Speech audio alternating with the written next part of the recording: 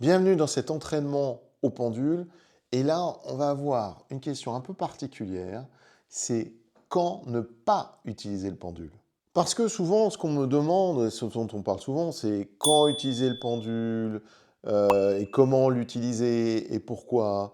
Mais finalement, on ne parle pas de quand ne pas l'utiliser. Alors, déjà, avant toute chose, ce que je t'invite à faire pour cet entraînement, c'est déjà, de créer ta bulle énergétique et de t'ancrer. Toujours en priorité, ces deux pratiques. Tu t'ancres et tu crées ta bulle énergétique. Si jamais tu ne sais pas t'ancrer et créer ta bulle énergétique, j'ai des vidéos dessus sur YouTube et sur ma plateforme de formation ojformation.com. Maintenant que tu t'es ancré et que tu as créé ta bulle énergétique, tu fais ton premier entraînement, si tu as vu mes autres vidéos d'entraînement au pendule, qui est assez classique maintenant, tu prends ton pendule et tu fais juste une demande de rien. En fait, tu ne demandes rien. Voilà. Tu laisses faire. Tu fais, en fait, la seule peut-être intention, c'est une connexion avec ton pendule, que la connexion soit le mieux possible. Voilà. Et ton pendule, il vit sa vie et il se libère. D'accord? Ça marche? Voilà. Une fois que tu as fait ça, alors prends un instant quand même pour bien le faire, pour bien se connecter à ton pendule. Ça, c'est important. Parce que la question que tu vas lui poser, c'est la question la plus importante, certainement, dans ta pratique au pendule, globalement en général. Voilà, c'est fait, c'est bon. Alors, on va passer à la pratique. Alors, pourquoi se poser la question quand ne pas utiliser le pendule? C'est-à-dire que tous les moments ne sont pas les bons moments spécialement pour utiliser le pendule. Alors, globalement, je t'avouerai que tu peux utiliser un pendule, ton pendule, la plupart du temps. Alors déjà, est-ce que tu as un pendule ou plusieurs pendules? Parce que si ton pendule te dit non, c'est pas le moment d'utiliser ce pendule, c'est peut-être parce que tu peux en utiliser un autre, voilà, qui est plus adapté à la question du moment ou la problématique du moment. Mais on va partir sur le fait que tu es un pendule, et puis à un moment donné, il ne va pas vouloir te répondre. Et ça, il y a plusieurs causes à ça. Déjà, il y a la cause émotionnelle. Tu peux être vraiment pris émotionnellement par rapport à tel sujet. C'est pas le moment. Déjà, tu peux être pris émotionnellement tout court. Tu es fatigué, tu es énervé, que sais-je, c'est pas le moment, quoi. C'est juste pas le moment. Donc dans ce cas-là, tu prends même pas ton pendule, d'accord? Mais après, il y a le doute. C'est-à-dire que tu te dis, tiens, je ne suis pas bien, mais peut-être que je peux utiliser mon pendule et peut-être c'est le bon moment. Peut-être qu'en fait, allez, et puis ça peut rendre service aussi, souvent aussi si c'est ton travail aussi. Tu utilises ton pendule pour ton boulot, quand tu es énergéticien ou thérapeute, etc. Mais ça peut être aussi quelqu'un qui te demande, voilà, qui te demande parce qu'il y a une urgence aussi. Alors ça, les urgences. Alors oui, les urgences, il y a une urgence et il faut absolument que tu interviennes et que tu dois utiliser ton pendule. Ouais, mais si, c'est pas le moment. Ah oui. Et ça, c'est une question importante. C'est une question importante parce que si c'est pour mal travailler, si c'est pour avoir des mauvaises infos, si c'est pour choper des trucs énergétiques, eh ben non, vaut mieux pas faire que de se forcer à faire quelque chose qui n'est pas juste pour toi sur ce moment-là. Et ça, les personnes souvent ont du mal à le comprendre. Parce que quand on voit les énergéticiens, quand on voit les radiesthésistes, quand on voit n'importe quel thérapeute, on se dit, bon ben voilà, c'est facile, c'est toujours pareil, hein, c'est facile, on peut faire ça à n'importe quel moment. Non, il y a des moments où c'est juste compliqué, c'est juste pas le moment pour toi, c'est pas le moment pour la personne, et c'est vrai que il y a des moments où ça passe ou ça casse, alors ça passe, puis il y a des moments où ça casse, et là c'est problématique parce que on n'est pas bien, la personne n'est pas bien, les résultats sont pas satisfaisants, et donc du coup on aurait mieux fait de ne pas travailler à ce moment-là avec son pendule sur ce sujet-là, dans cet état-là. Autre chose importante à comprendre, c'est que ton pendule, c'est un amplificateur. C'est un amplificateur déjà énergétique, hein, on a vu dans d'autres entraînements pour énergiser les choses, voilà, pour nettoyer un lieu, etc. C'est un amplificateur d'énergie. Donc c'est un amplificateur tout court, c'est-à-dire c'est un amplificateur d'énergie, mais aussi émotionnel. C'est-à-dire que si tu as une émotion qui est forte, tu vas utiliser ton pendule, tu te relâches, tu vas te libérer quelque part pour que ton pendule il puisse travailler un maximum. Et dans ce cas-là, tu vas libérer aussi cette émotion. Donc si jamais, tu peux finir en larmes, quoi. Tu peux finir complètement dans un espèce de traumatisme émotionnel. Donc c'est vraiment pas le moment d'utiliser à ce moment-là. C'est ça qu'il faut comprendre, c'est que le pendule n'est pas anodin. Il amplifie les messages de ton inconscient, il amplifie les messages de ce qu'il y a autour de nous, de l'environnement, il amplifie les messages cosmiques, il amplifie l'énergie ton énergie à toi, l'énergie du sol, l'énergie du ciel, et il amplifie tout ce qui est émotionnel. Donc, c'est un multiplicateur, c'est un amplificateur. C'est vraiment le meilleur terme que je puisse trouver. Et ça, c'est quelque chose dont il faut avoir conscience quand on utilise son pendule. Et l'autre chose importante, c'est que le pendule n'est pas là pour remplacer, d'accord? Il n'est pas là pour décider à ta place. Si tu le vois pas comme un outil, juste un outil neutre, qui vient t'apporter des choses en plus, bah, du coup, c'est une fuite. Parce que, par exemple, pour prendre une décision, ça c'est classique. Je ne sais pas comment prendre ma décision, alors je vais demander au pendule et puis bah, je vais faire comme dit mon pendule sans réfléchir. Non, le pendule vient en complémentarité, il amplifie, il t'aide. Mais finalement, c'est toi qui dois prendre la décision, c'est pas ton pendule qui prendra la décision. Quand ton corps il est fatigué, quand il est contracté, quand il est confus et toi-même tu es confus, ben, en fait c'est plus juste d'écouter ton corps, d'écouter ce ressenti, plutôt que de poser une question de plus. Parfois c'est pas la réponse qui est floue du coup, c'est quand ton pendule dit je ne sais pas répondre, je ne veux pas répondre, c'est pas la question qui est floue, c'est plutôt nous qui sommes pas clairs. On a besoin d'abord de se clarifier. Hein, il y a cette image bouddhiste avec le lac qui est boueux et la boue est remuée, donc du coup on ne voit pas clairement. Et on attend que la boue redescende au fond du lac.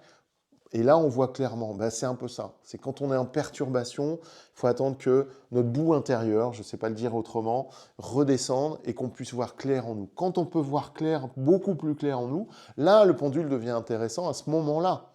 À ce moment-là, il vient nous apporter des précisions.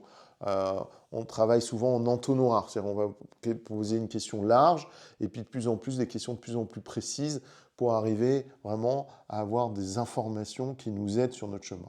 Du coup, je te propose de revoir ma vidéo sur comment poser des questions au pendule où je dis encore plus de choses là-dessus. Et donc le pendule, en résumé, hein, est un amplificateur de posture et ne va pas remplacer ta posture. Le pendule ne compense pas. Voilà, il ne compense pas le mal-être par du bien-être, il ne compense pas la confusion par de la clarté, il ne compense pas le manque d'énergie par plus d'énergie. On a notre énergie, on la développe, on la gère, il va amplifier, Voilà, il va amplifier ce qui existe. Alors du coup, passons à cette pratique, cet entraînement sur ce point important. C'est-à-dire que tu prends ton pendule, tu as fait ton exercice, hein, on a vu, hein, ancrage, tu as fait tes entraînements d'ancrage, de protection, puis voilà, tu laisses ton pendule déjà agir, tu t'as même pas posé aucune question. Voilà, il agit, il bouge, ok, c'est bon, tu t'es connecté à ton pendule. Et maintenant, la question fondamentale qui est super importante, c'est est-ce que je peux t'utiliser maintenant? Est-ce que c'est bon que je t'utilise maintenant? Alors là, je pose une question globale, encore en entonnoir, c'est-à-dire d'abord une question large. Est-ce que tu veux bien travailler avec moi généralement? Voilà, globalement. Voilà, ok. Est-ce que c'est juste pour moi de travailler au pendule maintenant? Voilà. Donc là, pour l'instant, il m'a dit oui aux deux questions, ok. Et puis l'entonnoir, c'est-à-dire que je descends. Maintenant, est-ce que je peux travailler sur, par exemple, choisir un aliment qui est bon pour moi? Il me dit oui, ok. Est-ce que je peux choisir, est-ce que je peux poser des questions sur des aliments qui seraient dangereux pour ma santé? Voilà, il me dit oui, etc., etc. On peut aussi en entonnoir, est-ce que tu veux bien travailler avec moi pour énergiser un objet? Il me dit oui. Nettoyer un objet? Il me dit oui. Conseiller un objet pour quelqu'un? Là, il me dit non. Ah, c'est intéressant. Est-ce que tu veux bien travailler avec moi pour énergiser un lieu? Oui. Énergiser un lieu pour quelqu'un d'autre? Oui. Alors je vais faire exprès. Énergiser un lieu pour quelqu'un d'autre sans lui demander l'autorisation. Là, il met non. D'accord? Est-ce que je peux énergiser un lieu sans autorisation, mais où je sais que ça va faire du bien pour la personne? Voilà, ça va faire du bien pour le lieu. Non. Ça, c'est un des principes, mais voilà, tu vois comment on fait. On commence large, des questions larges, et on va de plus en plus précisément. Autre chose que tu peux demander, c'est, bon, tu m'as dit non pour énergiser ce lieu, parce que je pense à un lieu, sans l'accord de la personne, mais ça serait bien pour lui quand même, mais bon, tu m'as dit non. Bon, mais si, et plus tard, voilà, est-ce que plus tard, je peux énergiser ce lieu? Donc là, il me met, ne sait pas répondre, bah oui, évidemment. Mais alors, si jamais j'ai l'accord de la personne, plus tard, est-ce que je peux énergiser ce lieu? Oui. Voilà. OK? Voilà comment tu peux, au fur et à mesure, voilà, demander comment tu peux utiliser, si tu peux, si tu as le droit, hein, grosso modo, si le pendule t'autorise d'une certaine manière, et en tout cas si c'est juste pour toi, si c'est juste pour les gens pour lesquels tu fais ça, ou pour qui tu fais ça, les lieux que tu fais ça, si c'est juste pour eux, à ce moment-là, c'est juste pour toi à ce moment-là, et si tu peux ou pas utiliser ton pendule. Si tu sais quand ne pas utiliser ton pendule, alors quand tu l'utilises, il devient vraiment juste. Alors prends un temps pour intégrer cet entraînement. C'est un entraînement assez fondamental parce qu'il y a des moments où non seulement tu n'es pas bien pour utiliser le pendule, mais utiliser le pendule, ça peut être un peu, je ne sais pas comment dire autrement, mais problématique énergétiquement pour toi, voire dangereux énergétiquement pour toi. Il y a des questions en particulier, je vais dire les mots, où quelqu'un a eu, on a jeté un sort sur lui, il y a une mauvaise énergie sur lui, en tout cas on peut croire à ce genre de choses, il y a une mauvaise intention sur lui, pour ne pas parler de sort, voilà. Il y a quelque chose de compliqué énergétiquement, et ce n'est pas notre domaine, en tout cas on n'a pas les outils pour ça, vaut mieux pas y toucher, voilà. Donc ton pendule à un moment peut te dire non. Voilà. Par exemple, nettoyer un lieu, ce lieu-là, vaut mieux pas que tu y mettes les pieds, vaut mieux pas que tu t'y connectes, tout simplement. Si tu as vu ma vidéo sur l'entraînement pour nettoyer un lieu, d'abord, la première chose, c'est que tu t'y connectes. Et quand tu t'y connectes, tu peux sentir que c'est pas pour toi. Voilà. Donc, cette vidéo-là que tu regardes, là, cet entraînement-là, est complémentaire des vidéos que tu as vues jusqu'à présent. C'est-à-dire que si tu décides de nettoyer un objet, peut-être qu'il y a des objets où il vaut mieux pas se connecter à cet objet-là et ne pas travailler dessus. Je pense plus aux lieux parce que les lieux, c'est plus flagrant encore. On sait bien, hein, il y a des lieux où on n'arrive pas à y rentrer, on ne se sent pas bien, parce que c'est des lieux qui nous perturbent trop énergétiquement. Chacun a ses outils, chacun a ses missions de vie, sa mission d'âme, et on a tous des capacités plus ou moins importantes, parce qu'on sait plus ou moins, c'est pas des dons, hein, mais c'est des capacités qu'on a plus ou moins travaillées, qui fait que, et puis qui fait que c'est pour nous ou pas, et voilà, et c'est plus ou moins notre métier aussi, voilà. Donc quand je parlais, par exemple, dans la vidéo sur comment nettoyer un lieu, bah, il y a une partie, par exemple, alors c'était pas dangereux pour moi énergétiquement, je pouvais travailler dessus, mais il y a une partie où c'est plus de mon domaine, c'est une partie qui est du domaine du géobiologue. Voilà. Mais il y a des lieux qui peuvent être encore plus risqués, et là, le pendule peut me dire non, ne travaille pas sur ce lieu, ne travaille pas avec moi sur ce lieu, ne travaille pas avec ce lieu tout court, sur ce lieu tout court. Voilà. Donc savoir plutôt, pardon, savoir quand ne pas utiliser son pendule, c'est essentiel parce que du coup, on sait évidemment quand on peut l'utiliser. Voilà. C'est très important. Je te conseille de faire cet entraînement et de l'utiliser systématiquement quand tu travailles avec ton pendule. Voilà, j'espère que cette vidéo t'a apporté beaucoup sur l'entraînement du pendule, au pendule. Et évidemment, on se retrouve pour d'autres entraînements rapidement. Ça sera avec grand plaisir de t'y retrouver.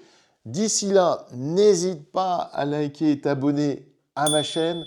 Liker cette vidéo, comme ça tu auras d'autres vidéos super intéressantes pour toi énergétiquement et pour ta pratique énergétique. Et on se retrouve très très vite pour une autre vidéo et toujours, bien sûr, dans la lumière.